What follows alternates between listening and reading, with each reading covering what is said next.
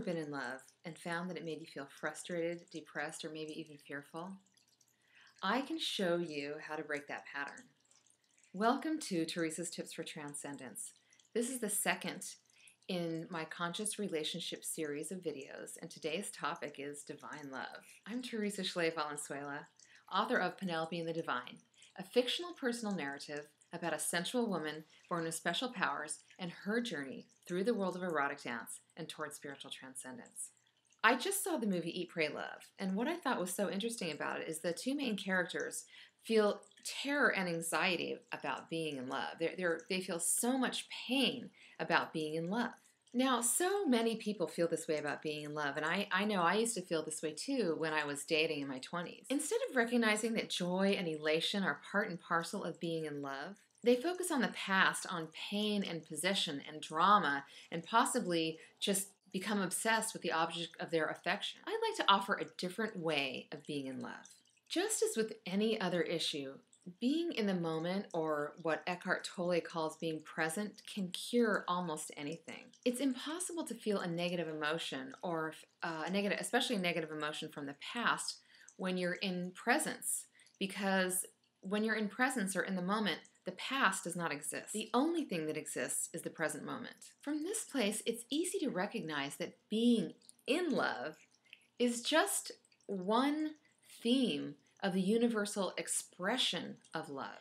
When you're in love, you're energized and happy. You want to go out and sing about it to the world. You want to share yourself with the world. This is the true expression of love. And if you honor that, instead of going into a place of fear and possession, or feeling negative emotions from the past and worrying so much about what the object of your affection is going to think, you'll have a completely different experience of love. Here is something that you can do to reclaim joy around being in love. If you're afraid of being in love, or find that it brings up feelings of possession or frustration or fear, any negative emotion, take some time and write down all the reactions that you're having towards being in love. What are those negative feelings that you're feeling? This is also helpful if you want to be in love, but you haven't found the right person yet. It could very well be that you're repelling the right person because of the negative feelings that you have around being in love.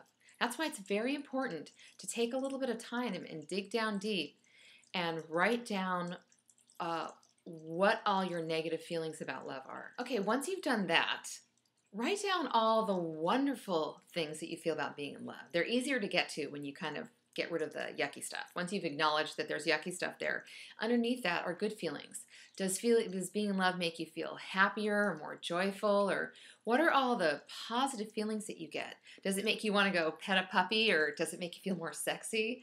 Whatever those things are, write them down. So once you've written them down, your next step is to take action on all the positive relationships that you have towards being in love. So if you wanted to pet that puppy, go to an animal shelter and visit with the dogs. If being in love makes you feel happy, share that with someone else. It doesn't have to be the object of your affection. Find someone to share your happiness with, not by talking about it, but by experiencing it. Maybe go cheer someone up. When you're feeling in love, you have all this extra happy stuff. So go share that with someone. If you're feeling more energized, go out and be in nature. Take a walk in nature. Experience the trees and the birds and everything that's out there. Find a really nice place to take a walk and really connect with the natural world, because when you're in that state of being in love, you can literally connect with the natural world on a much higher vibrational level, and it is an amazing experience. So, if you're too embarrassed to talk about it with someone else, go take a walk or a hike or a swim in nature and really feel the world and just feel all the love that you have inside, and feel the love that's coming back to you from the natural world.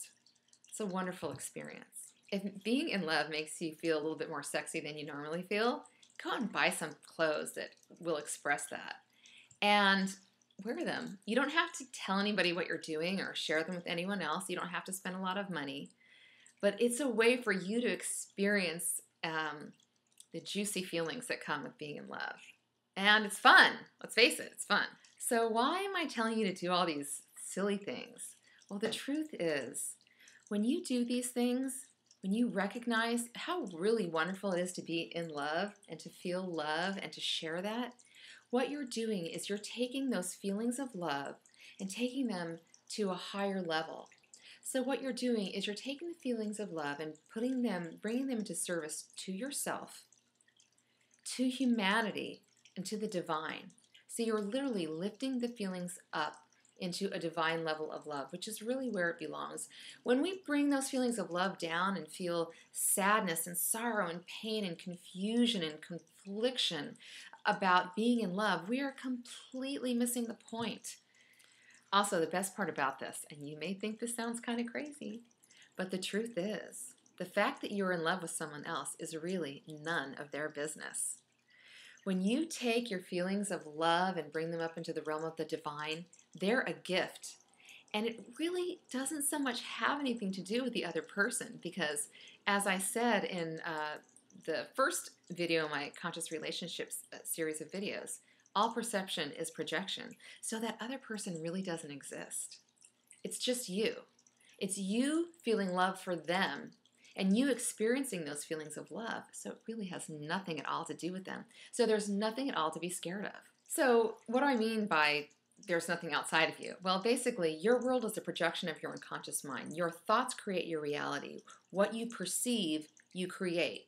What you create, you perceive. So it's kind of a cycle. So if you wake up in a bad mood and you're out there and, things tend to get worse. If you wake up in a good mood, you have a better chance of having a good day. If you perceive what you create and you create what you perceive, why not create something wonderful? This is the really cool part. Knowing that the object of your affection does not exist outside of your mind allows you to see them in an incredible light. It allows you to see them as who they are and let them be. Just observe them, honor them, and celebrate them for all the wonderful, quirky humanity that they are. And you can let go of judgments about them. There's no need to judge someone. When you truly love who they are, you love the projection that they are, you can love them and celebrate them instead of judging them and expecting them to change. Now, women, we do this to our men. Men do this too, but women just kind of innately who we are, we tend to want to see our man in the best light, and so we're always trying to change them. So we fall in love with the person as they are, and then we try to change them into something else. When you look at them from this point of view, you can honor and celebrate them exactly who they are, and whether they change or not has nothing to do with you, because the fact that you're in love with them is none of their business. So my tip for today is, if you want to be in love, become the object of your own affection and share that affection with the world. By doing this, you live your life in service to yourself, to humanity, and to the divine. This creates a space for higher love, and higher love brings you closer to transcendence. So thank you for the opportunity to share this information with you today. I'm going to have more information on my website, so please visit. The address is www.inthedivine.com. And as all of Penelope's teachers say in my novel, Namaste. You are divine.